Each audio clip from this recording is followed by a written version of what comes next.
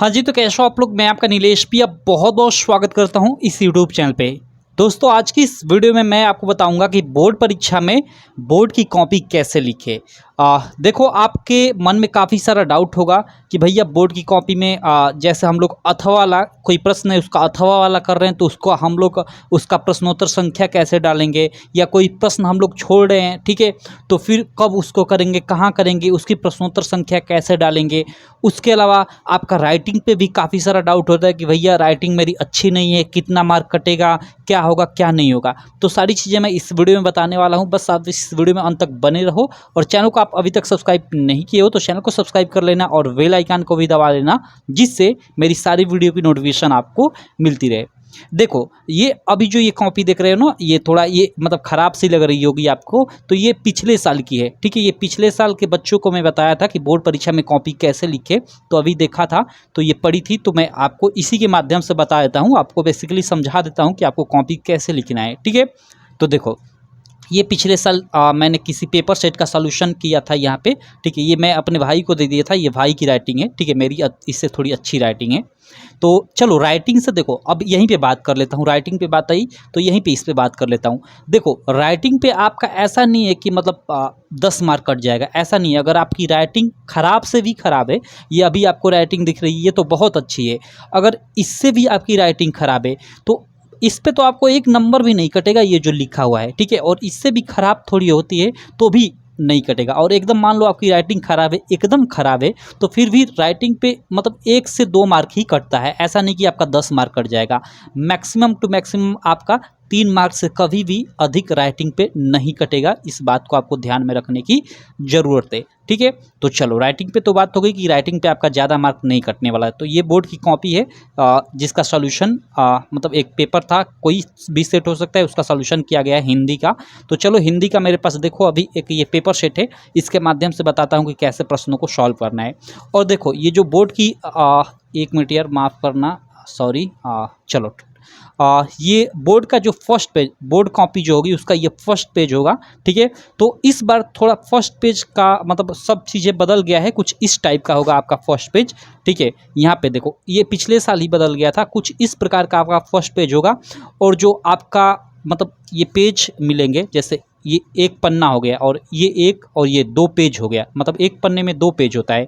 तो आपको कुल कितने 16 पेज रहेंगे। देखो, आपके कुल कितने पेज रहेंगे, 16 पृष्ठ कवर सहित, ठीक है। 16 आपके पृष्ठ रहेंगे, 16 आपके पेजेज, यानी 8 पन्ने आपके बोर्ड परीक्षा में। 1 2 3 ऐसे गिनोगे ना तो 8 आपके पन्ने रहेंगे और 16 पेज रहेंगे कुल मिलाकर, ठीक है। ये बोर्ड ने साफ साफ निर्देश दे दिया है इस साल, अभी 2-3 दिन पहले की न्यूज़ है। अब देखो, जो बोर्ड परीक्षा का जो फर्स्ट पेज होगा, ये इस पे आपका यूपी बोर्ड का पूरा पूरा ये लोगो होगा, माध्यमिक शिक्षा परिषद उत्तर प्रदेश। जो आपको ये लोगो दिख रहा है ना, आप स्क्रीन पे देख सकते हो, जो आपको ये लोगो दिख रहा है यूपी बोर्ड का, ये पूरा पूरा लोगो होगा। और ये सारी डिटेल आपकी सेम ऐसी ही रहेंगी। आपका अनुक्रमांक भरना होगा शब्दों में, अंकों में, ठीक है। आपका विषय, प्रश्न पत्र भरना होगा, प्रश्न पत्र पर अंकित संकेतांक, ठीक है। ये परीक्षा का दिन, तिथि और पाली केंद्र का नाम जहां आपका सेंटर गया है, ये सब चीज़ें भरनी पड़ेंगी और ये आपको नहीं भरना होता है। उसके अलावा आपको 20 नंबर, यानी जो 20 मार्क का शुरू में होता है, ठीक है, OMR बेस्ड प्रश्न, भाई शुरू में आपका आता है ना 20 मार्क का ऑब्जेक्टिव क्वेश्चन। तो 20 मार्क का ऑब्जेक्टिव क्वेश्चन का आंसर भरने के लिए आपको देखो कुछ इस प्रकार की आपकी OMR शीट मिलेगी, ठीक है। तो इस OMR शीट में आपको उत्तर देना होगा, ये OMR शीट। तो ये OMR शीट भरना, और कॉपी का जो ये फर्स्ट पेज है, इसको भरने की वीडियो मैं अभी अभी बना दिया हूँ, चैनल पे आपको मिल जाएगी, आप जाकर देख सकते हो, या उसका लिंक मैं इस वीडियो के डिस्क्रिप्शन में भी डाल दूंगा। तो इसको मैं साइड करता हूँ, भरना आपको नहीं बताता हूँ। चलो, मैं सीधे सीधे बताता हूँ कि कॉपी कैसे लिखे। तो आप समझ गए, फर्स्ट पेज कुछ इस टाइप का आपको मिलेगा, ठीक है। चलो, तो फर्स्ट पेज के बाद देखो, अब आपको क्या करना है कि इसको देखो पलटोगे और ये पेज आपको छोड़ देना, यहाँ से लिखना प्रारंभ नहीं करना। हालांकि आप यहाँ से भी लिखना प्रारंभ कर सकते हो, लेकिन होता क्या है एक्चुअली कि यहाँ पे सब मुहर वुहर लगी होती है ना, तो यहाँ पे मतलब उसका थोड़ा मतलब उतर जाता है पीछे का। जैसे ये कुछ देखो, यहाँ पे तेल ओल गिरा है, तो मुझे मतलब इधर ये आ गया है ना उसका, मतलब ट्रांसपेरेंट टाइप का ये हो गया है, तो ये दिक्कत होती है। यहाँ से आप लिखोगे तो आप ये पेज साफ छोड़ दो और यहाँ से आप लिखना प्रारंभ मतलब करो। तो देखो सबसे पहले आप जानते हो कि खंड अ के अंतर्गत, ठीक है, खंड अ के अंतर्गत 20 मार्क के आपके एमसीक्यू हो गए, तो खंड अ आप छोड़ दो। उसके बाद आप खंड ब पे आ जाओ। तो देखो यहाँ खंड ख लिखा हुआ है, तो चूंकि आपके पेपर में खंड ब लिखा होगा तो यहाँ पे आप खंड ब डाल देना ऊपर, ठीक है, काले पेन से। और एग्जाम में हमेशा काला और नीला दो ही पेन आपको यूज करना है, काला और आपका नीला पेन, ठीक है। इन दो पेनों के अलावा कोई पेन यूज आपको नहीं करना है, और वो भी ballpoint pen, gel pen use नहीं करना है, ठीक है। अब देखो खंड आपका मान लो ये ब है, तो खंड ब डाल दो। उसके बाद आप प्रश्नोत्तर संख्या फर्स्ट कर रहे हो, तो यहाँ पे प्रश्नोत्तर संख्या फर्स्ट डाल दो, ठीक है। और उसके बाद प्रश्नोत्तर संख्या फर्स्ट में आप जानते हो कि गद्यांश होता है, और उससे रिलेटेड आपका 3 ठे प्रश्न होता है, तो 1 2 3। तो आप मान लो अब पहला ही गद्यांश कर रहे हो, ये हालांकि अथवा वाला भी ये गद्यांश होता है, ये गद्यांश हो गया, और अथवा में कर ये भी ये गद्यांश हो गया, इससे रिलेटेड 3 ठे प्रश्न होता है, तो दोनों में से कोई एक करना होता है, ठीक है। तो मान लो आप ये ऊपर वाला कर रहे हो, तो कैसे करोगे? तो आपको सबसे पहले प्रश्नोत्तर संख्या फर्स्ट डाल देना है। उसके बाद फर्स्ट का उत्तर, अब इसमें जो प्रश्न पूछा है फर्स्ट का उत्तर आप लोग लिख दोगे, और फर्स्ट का उत्तर लिखोगे जैसे ये लिखा गया है, ठीक है। अब इसमें संदर्भ पूछा है, देखो यहाँ पे पूछा है ना कि उपयुक्त गद्यांश का संदर्भ लिखित, तो संदर्भ आप हेडिंग बना लो, और जो भी भाई प्रश्न पूछा गया है उसको आप पहचानना पड़ेगा आपको कि किस चैप्टर से आपका, उसके लेखक कौन है, तभी आप यहाँ पे संदर्भ लिख पाओगे। तो आप सिंपल संदर्भ लिख देना। उसके बाद सेकेंड प्रश्न में जो भी प्रश्न पूछा गया हो, जैसे यहाँ भाव स्पष्ट करना है, तो आप यहाँ पे लिख दो कि रेखांकित अंश का भाव, ठीक है। अब चूंकि यहाँ पे अधिकांशतः 90 से 99% केसेस में आपका ना व्याख्या करने को बोलता है, तो गद्यांश के रेखांकित अंश की व्याख्या कीजिए, तो यहाँ पे आप लिख देना कि रेखांकित अंश की व्याख्या, और जो भी इसमें ये रेखांकित अंश किया गया हो वो आप व्याख्या कर देना। तो इसका आपको 2 मार्क, इसका आपको 2 मार्क, यानी 4 मार्क मिल जाएगा, ठीक है। और इधर उसके बाद ये थर्ड वाले प्रश्न का उत्तर दे दो भाई, थर्ड वाला जो इसमें एक प्रश्न पूछा जाता है, ये थर्ड वाला, ठीक है, इसका भी यहाँ पे आप उत्तर दे दो, इसका आपको 2 मार्क मिल जाएगा। क्लियर मेरे भाई? अब चलो, ये तो पहला प्रश्न हो गया, ठीक है। अब मान लो आपका क्वेश्चन होगा कि भैया इसमें मान लो कि मैं इसको छोड़ना चाहता हूँ, ये अथवा वाला करना चाहता हूँ, ये मान लो हमें नहीं आ रहा है, मैं ये अथवा वाला करना चाहता हूँ, तो बस आपको क्या करना है कि यहाँ पे प्रश्नोत्तर संख्या आप डाले हो ना, ठीक है, आप प्रश्नोत्तर संख्या फर्स्ट डाले हो, तो यहाँ थोड़ा कोष्टक में लिख दो कि अथवा वाला, ठीक है, अथवा वाला। इससे पेपर मतलब जो भी कॉपी जांचने वाला होगा ना, वो समझ जाएगा कि लड़के ने प्रश्नोत्तर संख्या फर्स्ट का जो अथवा वाला गद्यांश है उसको सॉल्व किया है, ठीक है। अथवा आप यहाँ पे संकेत भी डाल सकते हो, कोई दिक्कत नहीं, तो लेकिन संकेत से अच्छा यही रहता है कि आप पोस्ट में लिख दो कि अथवा वाला। इससे कॉपी जांचने वाला मतलब जो बंदा होगा वो समझ जाएगा कि लड़के ने प्रश्नोत्तर संख्या फर्स्ट किया और फर्स्ट का अथवा वाला किया, क्योंकि क्वेश्चन में अथवा वाला लिखा है, तो डायरेक्ट आपका प्रश्नोत्तर संख्या फर्स्ट का ये अथवा वाला ये पढ़ेगा और इसका दिखेगा उत्तर आपने सही लिखा है, तो आपका उसके हिसाब से मार्क दे देगा, ठीक है। देखो जैसे आपका मतलब सेकंड प्रश्न में किया गया है, ठीक है। अब देखो फर्स्ट के बाद ये सेकंड, आप जानते हो कि सेकंड में आपका पद्यांश होता है, एक यहाँ पे पद्यांश पूछा होता है और अथवा करके ये एक पद्यांश पूछा होता है, ठीक है। अब मान लो इसमें आप पहला पद्यांश नहीं करना चाहते हो, आप ये अथवा वाला करना चाहते हो, ठीक है। तो अब इसमें आप देखो कैसे डालोगे, प्रश्नोत्तर संख्या 2 है तो प्रश्नोत्तर संख्या 2 और कोष्ठ में लिख दोगे अथवा वाला, ठीक है। अब प्रश्नोत्तर संख्या 2 का ये अथवा वाला है। अब इसमें 3 ठे प्रश्न पूछा गया है, तो पहला प्रश्न संदर्भ, दूसरे में रेखांकित अंश की व्याख्या और थर्ड ये एक प्रश्न पूछा है, इसका उत्तर देना है। तो सिंपल आप संदर्भ हेडिंग डालकर यहाँ पे आप संदर्भ लिख दो, ठीक है, रेखांकित अंश की व्याख्या हेडिंग डालकर और यहाँ पे लिख दो कि फर्स्ट का उत्तर, संदर्भ हेडिंग डालो और उसमें लिखो सेकेंड का उत्तर और उसमें लिखो रेखांकित अंश की व्याख्या और मतलब आप उसका उत्तर लिख दो। तो ऐसे आपको करना है, ठीक है। उसके अलावा देखो यहाँ पे अब आप ये कर लिए, उसके बाद आपका थर्ड प्रश्न आ जाता है। थर्ड प्रश्न में क्या है, थर्ड प्रश्न में आपका मतलब संस्कृत गद्यांश का आपको संदर्भ और हिंदी अनुवाद करना होगा। तो सिंपल अब हम लोग आ जाते हैं प्रश्नोत्तर संख्या आप मतलब थर्ड पे। तो चलो प्रश्नोत्तर संख्या यहाँ पे देखो थर्ड है और देखो प्रश्नोत्तर संख्या थर्ड का अथवा वाला किया गया है। इसका मतलब हम तुरंत समझ जाएंगे कि प्रश्नोत्तर संख्या थर्ड है। इसमें जानते हो कि 2 प्रश्न होता है, तो इसमें ये अथवा वाला यानी लड़के ने इसका उत्तर दिया है। तो जो भी कॉपी जांचने वाला होगा ये पढ़ेगा कि ये क्या क्वेश्चन पूछा है और देखेगा कि उसका आंसर लड़के ने सही लिखा है तो सही लिखेगा। तो भाई संदर्भ इसमें लिखने को बोलता है और हिंदी अनुवाद तो इसका देखेगा कि किस चैप्टर से है, तो यहाँ पढ़ेगा कि संदर्भ लड़के ने सही लिखा है। उसके बाद हिंदी अनुवाद देखेगा कि हाँ इसका सही किया गया तो सही मार्क देगा और इसका 2 और 3 5 मार्क यहाँ से मिल जाएगा। तो इस प्रकार आप अथवा वाला करोगे, ठीक है। अब आप लोग कहोगे कि मान लो भैया ठीक है ये तो ठीक है, अब मान लो मैं ये प्रश्नोत्तर संख्या 4 पे आ जाता हूँ। प्रश्नोत्तर संख्या 4 पे मान लो आप आ गए, ठीक है। और प्रश्नोत्तर संख्या 4 में भी आप जानते हो कि जैसे वो गद्यांश था तो यहाँ ये पद्यांश होता है, जैसे श्लोकों वाला, ठीक है। यहाँ पे 2 श्लोक होता है, इसमें से किसी एक श्लोक का आपको हिंदी अनुवाद करना होता है और उसका संदर्भ लिखना होता है। तो मान लो ये बाई चांस दोनों में से कोई भी आपको नहीं आ रहा है, आपको कोई भी दोनों में से कोई भी एक भी नहीं आ रहा है, तो आप चाहते हो कि मैं इसको छोड़ दूँ, इसको लास्ट में करूँ, तो यहाँ पे आप क्या मतलब प्रश्नोत्तर संख्या कौन सी डालोगे? तो प्रश्नोत्तर संख्या 4 चूँकि यहाँ पे मैंने किया है, लेकिन आप नहीं करना चाहते हो, तो यहाँ प्रश्नोत्तर संख्या 4 को मैं छोड़ दिया। अब डायरेक्ट मैं प्रश्नोत्तर संख्या 5 पे चला जाऊँगा, ठीक है। प्रश्नोत्तर संख्या देखो यहाँ पे 5 भी नहीं किया गया है, ठीक है। ओके, मतलब छोड़ना यहाँ 5वें पे बताया हूँ क्या? ठीक है, नहीं, चलो ठीक है, हाँ 5वें पे बताया हूँ, तो चलो ठीक है, मैं यहाँ पे अभी करवा देता हूँ। ओके, चलो ये प्रश्नोत्तर संख्या 4 है तो प्रश्नोत्तर संख्या 4 डाल दो, और इसका ये ऊपर वाला करना चाहते हो तो बस 4 ही लिखो, या ये वाला करना चाहते हो तो पोस्ट में अथवा वाला लिख दो, और सिंपल इसका संदर्भ और हिंदी अनुवाद कहता है तो जो कर रहे हो उसका संदर्भ हिंदी अनुवाद लिख दो। अब देखो यहाँ पे प्रश्नोत्तर संख्या 4 के बाद मैंने 5 नहीं किया है, सीधे 6 किया है, ठीक है। इसका मतलब कि मैं ये प्रश्नोत्तर संख्या जो 5 है, हो सकता है मुझे नहीं आ रहा हो, तो मैंने छोड़ दिया है कि इसको लास्ट में करूँगा, तो वही यहाँ पे 4 के बाद मैंने डायरेक्ट प्रश्नोत्तर संख्या 6 डाल दिया है, ठीक है। तो चलो मैं 5 को लास्ट में करूँगा, मान लो मुझे नहीं आ रहा है, ठीक। तो प्रश्नोत्तर संख्या 6, और 6 में मैं क्या कर रहा हूँ, देखो प्रश्नोत्तर संख्या 6 का क है, इसमें 2 प्रश्न है, प्रश्नोत्तर संख्या 6 का क और ख, तो मैंने डाला है प्रश्नोत्तर संख्या 6 का क, ठीक है। और प्रश्नोत्तर संख्या 6 का क में लेखकों का जीवन परिचय है, तो इसमें से जो भी आप जीवन परिचय 3 ठे ऑप्शन होगा तो उसमें से चूज कर लिख रहे हो, जो भी आपका मन उनका चूज कर लिख लो। जैसे जयशंकर प्रसाद का मैं लिखना चाहता हूँ, तो ये सेकंड जयशंकर प्रसाद है, तो यहाँ पे आप डाल दो कि सेकंड का उत्तर, ठीक है। उसके बाद लिख दो, हेडिंग एक बना लो कि जयशंकर प्रसाद का जीवन परिचय। अब देखो जीवन परिचय आपको जैसे ये पिछले साल देखो ये इसमें लिखा गया, ये फॉर्मेट गलत है, ऐसे अगर लिखते हो तो आपका 1 मार्क कट जाएगा, ठीक है। जीवन परिचय लिखने का फॉर्मेट क्या होना चाहिए, ये मैं आपको इसी साल जीवन परिचय लिखाया हूँ, ठीक है। ये बोर्ड ने ऑफिशियली नोटिस जारी कर पिछले साल बोला था एग्जाम से पहले। आपका देखो किसी भी कवि या लेखक का जीवन परिचय लिख रहे हो तो सबसे पहले ये संक्षिप्त परिचय बनाना जरूरी होगा। तो जैसे कवि का आप जीवन परिचय लिख रहे हो तो कवि का संक्षिप्त परिचय ऐसे लिख दोगे, या लेखक का जीवन परिचय लिख रहे हो तो लेखक का संक्षिप्त परिचय, ऐसे आप हेडिंग बनाओगे और ऐसे ये बॉक्स टाइप का बनाओगे, और इसमें जो भी कवि या लेखक का आप मतलब संक्षिप्त परिचय लिख रहे हो, उसका जन्म स्थान, उसके माता का नाम, पिता का नाम मालूम है तो पिता का नाम, उसके बाद उसकी मृत्यु, ये चीज़ें आपकी इतनी शामिल रहनी चाहिए।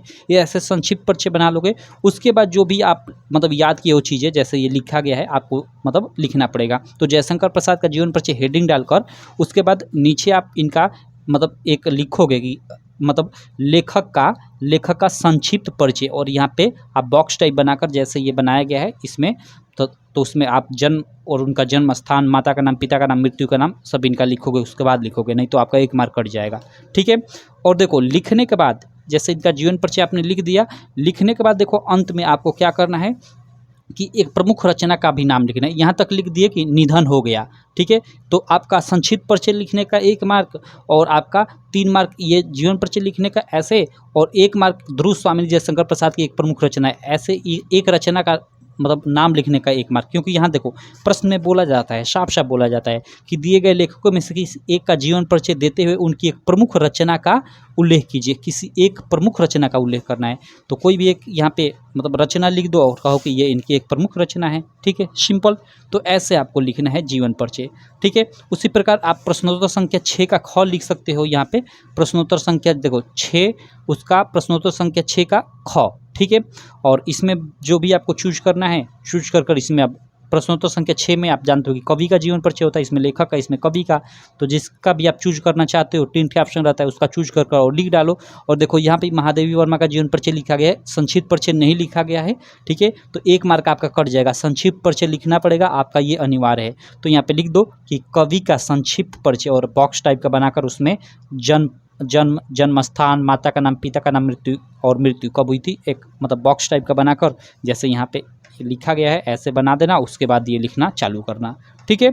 चलो तो ये आप ऐसे लिखोगे। अब उसके बाद देखो प्रश्नोत्तर संख्या 6 का ख के बाद यहाँ इधर आकर ये चीज़ें समाप्त हुई है, ठीक है। यहाँ पे देखो मृत्यु 1987 ईस्वी में हुआ, और देखो इसके बाद इनका देहांत यानी वही मृत्यु 1987 ईस्वी में हुआ। इसके बाद एक प्रमुख रचना का नाम भी बोलता है तो नहीं लिखा गया है, देखो दिए गए यहाँ लेखक नहीं दिए गए कवियों होता है, कवियों में से किसी एक का आपको जीवन परिचय लिखना होता है। ठीक है, तो यहाँ देखो, यहाँ पे जीवन परिचय लिखने के बाद उनकी एक प्रमुख रचना का भी नाम लिखना होता है। तो प्रमुख रचना का नाम यहाँ पे नहीं लिखा है तो 1 मार्क कट जाएगा, तो इस बात को ध्यान रखना। अंत में मान लो महादेवी वर्मा की कोई भी रचना एक लिख दो और लिख दो कि इनकी यह एक प्रमुख रचना है। ठीक है, तो आपका उसका 1 मार्क मिलेगा। अब देखो प्रश्नोत्तर संख्या 6 के बाद प्रश्नोत्तर संख्या 7 लिखा गया है। प्रश्नोत्तर संख्या 7 क्या है, एक श्लोक है, तो सिंपल यहाँ पे एक श्लोक लिख दिया गया है, इसका 2 मार्क मिल जाएगा। उसके बाद देखो प्रश्नोत्तर संख्या 8 है, तो प्रश्नोत्तर संख्या 8 में आप देखो यहाँ पे 4 प्रश्न होते हैं। प्रश्नोत्तर संख्या 8 में आपके 4 प्रश्न होंगे, 4 में से किन्हीं 2 ही प्रश्नों का उत्तर देना होगा। देखो प्रश्नोत्तर संख्या 8 डाल दोगे और इसमें जो आप प्रश्न कर रहे हो, जैसे यहाँ पे मान लो आप यहाँ पे पहला प्रश्न कर रहे हो तो यहाँ पे फर्स्ट का उत्तर, यहाँ पे फर्स्ट का उत्तर लिख दोगे और जो भी प्रश्न पूछा है उसका उत्तर लिख दोगे। अब मान लो आप सेकंड प्रश्न नहीं आ रहा है तो आप सेकंड प्रश्न छोड़ दो, थर्ड प्रश्न कर रहे हो तो यहाँ पे आप सेकंड नहीं लिखोगे, थर्ड प्रश्न कर रहे हो ना, ठीक है, तो थर्ड का ही उत्तर लिखोगे, तो थर्ड और उत्तर लिख दोगे और आपका जो भी प्रश्न है उसका उत्तर लिख दो। अब 2 प्रश्न हो गया आपका, तो काम खत्म, बस आपको 2 ही करना था, आगे अब आपको नहीं करना है। तो 4 में से कोई भी 2 आपको कर लेना है और जो प्रश्न कर रहे हो उसी का यहाँ पे नंबर डालना है। ठीक है, चलो, तो ये आपका प्रश्नोत्तर संख्या कौन सा हो गया, प्रश्नोत्तर संख्या 8 हो गया। अब देखो प्रश्नोत्तर संख्या 8 के बाद आपको मान लो एकाएक याद आ गया कि यार मैंने प्रश्नोत्तर संख्या 5 छोड़ा था और उसका आंसर आपको एकाएक दिमाग में आ गया, तो प्रश्नोत्तर संख्या 5 मतलब आपने छोड़ा था तो यहाँ पे आप लिख सकते हो बीच में ही, कोई दिक्कत नहीं, आप प्रश्नोत्तर संख्या 5 डाल दो और इसका आप जो भी मतलब उत्तर लिख रहे हो, मान लो प्रश्नोत्तर संख्या 5 का यहाँ पे आप ज का उत्तर लिख रहे हो तो प्रश्नोत्तर संख्या 5 और कोष्ठ में देखो ये ज लिखा है। ठीक है, या प्रश्नोत्तर संख्या आप क का ही उत्तर लिखना चाहते हो तो प्रश्नोत्तर संख्या 5 और उसका क यहाँ पे लिख दो। ठीक है, देखो ये क्या होता है, ये खंडकाव्य संबंधित प्रश्न होता है और खंडकाव्य क्या होता है कि मतलब यहाँ पे बहुत सारा दिया रहता है तो इसमें से आपको अपने ज़िले वाला चूज करना होता है। अब आपके ज़िले में कौन सा खंडकाव्य आता है आप देख लो, मान लो आपके ज़िले में मेवाड़ मुकुट खंडकाव्य आता है तो इसमें से देखो कि मेवाड़ मुकुट कहाँ खंडकाव्य है,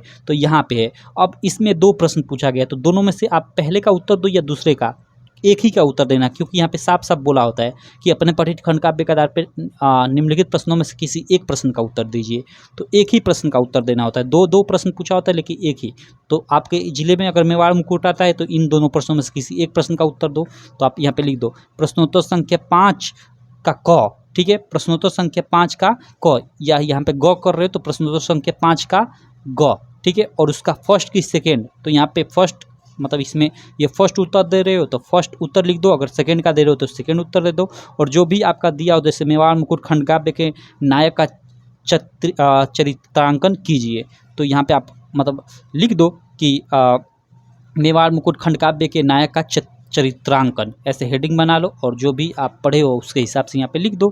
ठीक है, कम से कम आप 1 पन्ना तो लिख ही दो। ठीक है, चलो 1 पन्ना मीन्स 1 पेज आप लिख दो, आपका 3 मार्क मिल जाएगा। उसके बाद देखो यहाँ तक आकर चीज़ें खत्म की गई है। उसके बाद आपका अगला प्रश्न होता है प्रश्नोत्तर संख्या 9 आपका निबंध वाला। तो निबंध में देखो आपका कई सारा टॉपिक जैसे आतंकवाद कारण एवं निवारण, वृक्षारोपण, और उसके बाद आपका यहाँ पे क्या दिया हुआ है, 1 मिनट, यहाँ पे देखो, यहाँ मेरा प्रिय कवि, नारी सशक्तिकरण, कई सारा टॉपिक दिया हुआ है। तो कोई भी एक टॉपिक आपको चूज करना है और अच्छे से उसकी रूपरेखा तैयार कर कर आपको, ऐसा नहीं कि बस मेरा प्रिय कवि पे आप लिख रहे हो तो मेरा प्रिय कवि आप डाल लो हेडिंग और बस लिखना चालू कर दो, नहीं, उसका अच्छे से आपको रूपरेखा तैयार करनी है और रूपरेखा तैयार कर कर अच्छे से निबंध लिखना है। ठीक है, अब मैं यहाँ पे लिखा नहीं हूँ देखो, क्योंकि ये काफ़ी मतलब छोड़ दिया है, क्योंकि निबंध अब यहाँ पे हो सकता है यहीं पे छोड़ दिया है भाई ने लिखना, क्योंकि लंबा हो जाएगा इसलिए उसने छोड़ दिया है। तो प्रश्नोत्तर संख्या 10 और उसका आप कौन सा कर रहे हो, मान लो ये आप थर्ड कर रहे हो, थर्ड वाला, तो यहाँ आप थर्ड का उत्तर यहाँ पे लिख दो कि थर्ड का उत्तर। ठीक है, थर्ड उत्तर, और जो भी यहाँ पे हेडिंग है मेरा प्रिय कवि, तो मेरा प्रिय कवि डाल दो और उसके बाद यहाँ पे आप रूपरेखा लिखो और उसमें फर्स्ट सेकेंड थर्ड हेडिंग बना लो, और उसके बाद फिर जितना भी हेडिंग बना लिए उसके बाद यहाँ फर्स्ट वाली हेडिंग जो भी आप बनाए हो उसको आप डालकर यहाँ उसमें लिखो, फिर सेकंड वाला हेडिंग में लिखो, ऐसे आप लिख लो। ठीक है, तो देखो ये वाला पेपर सेट है, ये प्लेलिस्ट में इसकी वीडियो मिल जाएगी। ठीक है, इसका मैंने पूरा सॉल्यूशन कर दिया है। ठीक है, तो उसमें मैंने निबंध लिखने का फॉर्मेट बताया कि कैसे आपको निबंध लिखा जाएगा, तो आप चैनल पर जाकर प्लेलिस्ट वाले सेक्शन में जाकर जरूर देख लेना। ठीक है, उसके बाद प्रश्नोत्तर संख्या ये 8 के बाद ये प्रश्नोत्तर संख्या 9 है, 10 नहीं है भाई, ये प्रश्नोत्तर संख्या मैं 10 बोला अब तक, माफ़ करना, ये प्रश्नोत्तर संख्या आपकी 9 है। ठीक है, अब देखो प्रश्नोत्तर संख्या 10, ये पिछले साल आपके सिलेबस में जुड़ा था। प्रश्नोत्तर संख्या 10 क्या है कि यहाँ पे आपका मतलब पत्र लेखन से संबंधित 4 मार्क का प्रश्न होगा और इसमें 2 आपका रहेगा। पहला आपका एक अनौपचारिक, एक औपचारिक पत्र, ठीक है। तो आप मतलब आपका मन मतलब अनौपचारिक या औपचारिक, इन दोनों टॉपिक में से आप किसी एक पे आपको लिखना है, क्योंकि बीच में अथवा दिया है। तो यहाँ पे मान लो ये आपने लिख लिया, उसके बाद मान लो लिखने के बाद निबंध, मान लो आप प्रश्नोत्तर संख्या 10 कर रहे हो, तो यहाँ पे आप जो भी है प्रश्नोत्तर संख्या 10 डाल दो, प्रश्नोत्तर संख्या आप 10 डाल दो और 10 का आप अथवा वाला अगर कर रहे हो, अगर प्रश्नोत्तर संख्या 10 का यही ऊपर वाला ही कर रहे हो तो फिर कोई दिक्कत नहीं। आप यहाँ पे मतलब लिखना यहाँ से प्रारंभ कर दो, जो भी फॉर्मेट होता है मतलब आपका ये पत्र का, ठीक है। या अगर ये अथवा वाला कर रहे हो नीचे वाला, तो प्रश्नोत्तर संख्या 10 और कोष्ठ में थोड़ा लिख दो कि अथवा वाला। इससे आपका समझ जाएगा पेपर जांचने वाला कि लड़के ने प्रश्नोत्तर संख्या 10 का अथवा वाला प्रश्न किया है। और यहाँ पे हेडिंग भी बना सकते हो, ठीक है। जैसे शुल्क मुक्ति हेतु विद्यालय के प्रधानाचार्य को एक प्रार्थना पत्र लिखिए, तो यहाँ पे आप हेडिंग पहले बना लो कि शुल्क मुक्ति हेतु विद्यालय के प्रधानाचार्य को एक प्रार्थना पत्र, ठीक है। और प्रार्थना पत्र ये कैसे लिखा जाएगा, तो देखो ये आपका औपचारिक, एक अनौपचारिक ये पत्र हो गया, ये एक औपचारिक पत्र हो गया। दोनों का फॉर्मेट लिखने का कैसे लिखा जाएगा मैंने इस पेपर का सॉल्यूशन कराया था, तो उसमें बताया है, तो आप चैनल पे जाकर प्लेलिस्ट वाले सेक्शन में देख सकते हो। तो इस तरह से कुछ अपना लिखोगे, ठीक है। ये पेपर का कुछ इस तरह से आपको इस कॉपी पे आंसर सारा का सारा लिखना होगा। मैं डिटेल में आपको बता दिया। बाकी आपको देखो हमारी एक ऐप है, उससे भी आपको डाउनलोड कर लेना है, UPMSP स्टडी कर UPMSP स्टडी कर हमारी एक ऐप है, आपको प्ले स्टोर पे मिल जाएगी। इसे डाउनलोड कर लेना, आपके स्टडी में काफ़ी हेल्प करेगी, ठीक है। और वहाँ पे आपको एक लक्ष्य बैच मिल जाएगा, जहाँ पे आपको सारा का सारा 2023 का 2024 का प्रीवियस ईयर पेपर का अच्छे से डिटेल में वीडियो सॉल्यूशन के साथ PDF में सॉल्यूशन मिल जाएगा। तो आप मात्र वहाँ 99 रुपये में बैच ज्वाइन कर सकते हो। अगर नहीं भी करना चाहते हो कोई दिक्कत नहीं, आप ऐप डाउनलोड कर लेना फ्री में। वहाँ पे बहुत सारी चीज़ें, बहुत सारा स्टडी मटेरियल है, आप कई सारा टेस्ट फ्री में मिल जाएगा, ठीक है। एग्जाम तक मैं हर एक सब्जेक्ट का 5 से 7 टेस्ट हर एक सब्जेक्ट का ऐड कर दूँगा, तो आप वहाँ टेस्ट देकर, उसके अलावा बहुत सारी और भी चीज़ें, बहुत सारा फ्री में PDF मिलता है, तो आप उसका फ़ायदा ले सकते हैं। तो आप ये ऐप ज़रूर डाउनलोड करना। बाकी अगर कोई भी और डाउट रह जाता है आपको कॉपी लिखने में, तो मतलब कोई भी डाउट, सिंगल डाउट, तो आप ज़रूर कमेंट करना, मैं रिप्लाई 100% आपको करूँगा, ठीक है। तो चलो आशा करता हूँ कि ये वीडियो आपको काफ़ी अच्छी लगी होगी, काफ़ी आपके एग्जाम के लिए हेल्पफुल साबित होगी। अगर वीडियो अच्छी लगी तो चैनल को सब्सक्राइब कर देना, वीडियो को लाइक कर देना और अपने सारे दोस्तों में इस वीडियो को शेयर कर देना, ठीक है। चलो, थैंक यू।